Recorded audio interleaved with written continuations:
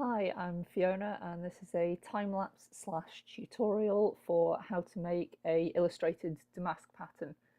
Um, I chose to work with the garden bird, British garden bird chaffinch because I like them. Uh, so the first thing that I did before I even thought about the pattern itself was to draw a lot of elements that were going to become part of the pattern, um, which included obviously the birds that I'd chosen, and I did this by hand. I'm apologising now for the quality of the footage. This is before I figured out how to film my hand drawing properly, so it's a little bit not great. But this shouldn't happen again because I've figured it out now. Um, I use a lot of sort of bits of reference imagery. I chose to work with chaffinches and oak trees because oak trees have wonderful leaves, and their twigs and stuff have really interesting shapes and designs that aren't just sort of generic looking leaf and tree. And if I'm going to go to the effort of properly illustrating a pattern, let's do it, in style. Um, so yeah, I just really went overboard on drawing a lot of different elements, a lot of leaves because I knew they would make up the bulk of the pattern. At some point, I also looked up the feathers of a chaffinch because a feather is an interesting shape as well.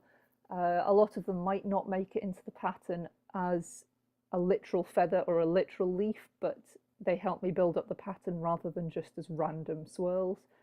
It's really important at this stage to just draw a lot of elements, just overdraw more elements than you think you're going to need because some of them won't fit, some of them will be bad drawings and you just don't want to use them. There's no worries about using good materials or doing bad drawings or anything like that because they are just quick sketches that's just going to fill in elements of pattern later, and the more things you have the better. If you do a bad drawing, do another one and hopefully it's not bad. If you do two bad drawings, just keep going. There's nothing wrong. I mean, some of those feathers weren't great. There's one of the birds that I ended up not using because it was terrible. But there's no point getting upset about that. As you notice, I'm using coloured paper because I picked this up, a packet of about 50 sheets for £1. So I just keep using it. Because this is not the final imagery, I'm not going to scan this specifically, the colours don't matter. In the end, how I digitized these was to take photographs on my phone and just use those to trace up. It means that the quality is not great, but I'm not worried about that because I'm just tracing it anyway. Scanning takes forever, whereas a photograph, I can do that very quickly. Here are all the little component parts that I ended up using. Unfortunately, my screen reader did not, screen writer, whatever, recorder, didn't record this part of the process. It corrupted the file. So what I actually did was I cut out all the pieces and rearranged them in one half of the page into what would make a good pattern. I then traced up the basic shapes and then flipped it so that I would know roughly that it made a decent pattern, and then I moved on to the next stage, which for me, I don't like working straight into line art. You might like doing that, so do whatever you want. But I start with the silhouette of all the shapes. I find this much more natural to me as a process of working to go in with the colour first. I chose to work in blue because of the chaffinch has this lovely blue crown, so I decided to take that as the theme throughout the pattern. But at this point, I could change it very easily. It was just a colour. The settings that I'm using for my brush is the tablet pen pressure set to size with a hard edge. At this point, I now start to work down the middle of the pattern because obviously I need to see how it's going to interact with the other half. So once I had all the elements on one side, I just flip it and then just sort of edit it. I edited a couple of the leaves because they weren't working compositionally, added in a few extra things, just so I got the balance right, erased a few things. I'd done some previous studies of damask patterns where I just literally copied by eye the patterns that I found around my house so that I could learn how they worked before I went in with this more detailed illustrative approach. So I wasn't working blind. I'll link those below if you are interested to see what I did there. This is the point where I now come in with the line art. I first start just by outlining everything at this point because it is a flat pattern. I'm not going to be shading it or anything like that.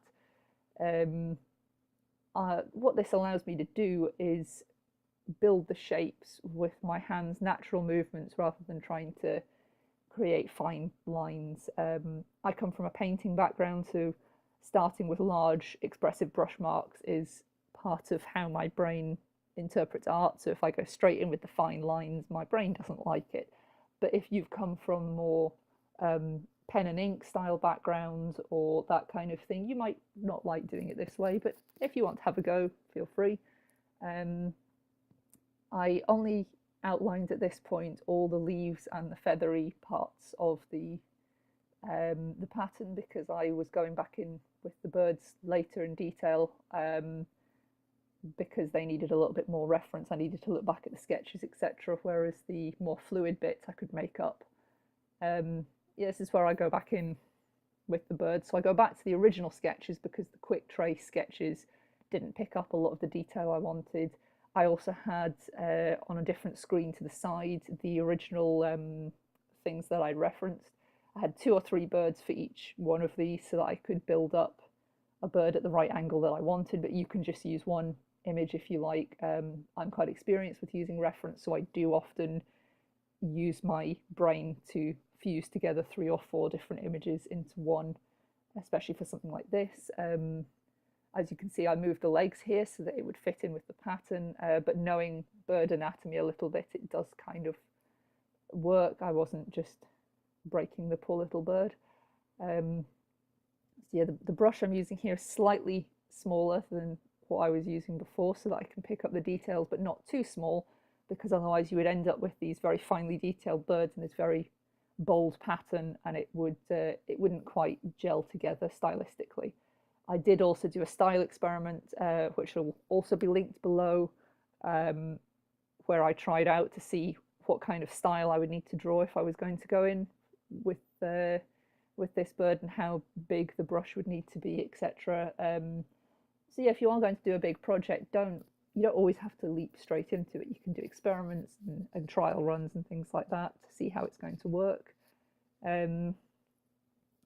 It's fluid. I work with, however much experimentation I need to do, especially if it's something new like this, because I've never done this before. So I was making it up as I went along, learning by looking. You don't necessarily need a tutorial to make everything. You just need to look at what already exists, because you can learn everything you need to learn by looking at what already exists. Maybe not on the technical aspects, but I make a lot of stuff up anyway, and it may work, it may fail, but that to me is the fun of being an artist. I made a choice to also bring in the russet colour this kind of russet orange colour you find on the chaffinch, because what defines a chaffinch in sort of shape and style is this little blue crown, and if it didn't have that shape it wouldn't really be a chaffinch and rather just some kind of random garden bird. I knew that the blue would go well with it. I also brought in some of the details in its wings with these lovely bright flashes of feathers. Just simply using this colour allows the birds to stand out just enough in the pattern so that they don't blend in, but if I fully shaded them they would stand out too much, because you want the style to fit, but you do want compositionally to see the details that you've spent all this time working on.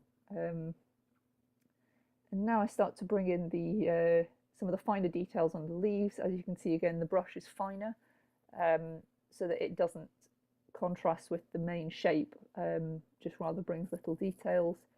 Some of the details are literal, like the veins in the leaves and things, and some of them in the swirls are just flowing shapes that allow the pattern to to move or to fill in a compositional hole or something like that.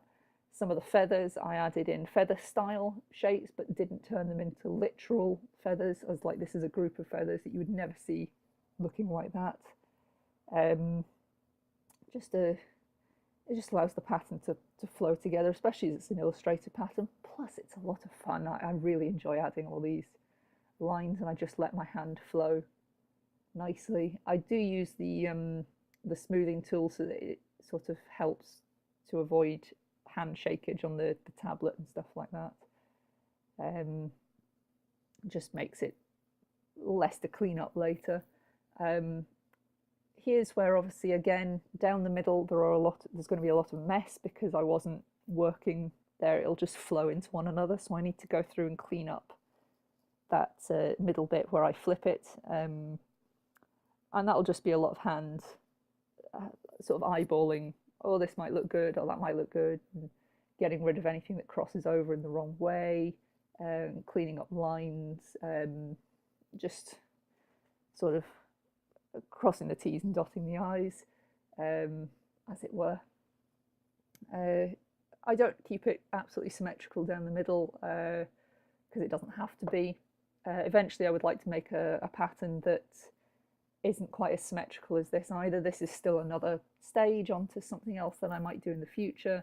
I just stuck to the mirrored pattern at the moment because that's what seems to be pre-existing in this damask style of pattern. I just sort of fill in the spaces and, you know, don't fill in too much of the white because the negative space is what helps keep it from becoming too detailed and allowing the pattern to show through nicely. But yeah, it's just all sort of adding in final little touches here that I might have missed or might feel it needs. I'm always looking at it zoomed out and then zoomed in and then zoomed out and then zoomed in so that I can see how it always looks at its full view, because you can get a bit bogged down in details and it can look really good nice and close, but then you just lose everything or it doesn't balance the composition when you zoom out. So it's important to keep a good eye. Some people use like a double window thing. I don't know how to do that. I've always just done it this way. It would also take up too much space on my screen. My screen isn't actually widescreen, so I just make use of the space that I've got. I did add in a little bit of the brown, the rusty orange colour into some of the details as well, so that it wasn't just on the birds. This was a last minute decision, and you know, I decided it would look kind of cool. I did it on a different layer so I could remove it if I didn't think it would work. So yeah, that's this pattern. The full files will be linked below so you can see it at your leisure. If you find this helpful and end up making your own illustrated pattern, I would love to see them. And please hit subscribe if you'd like to see more stuff like this in the future. Thanks.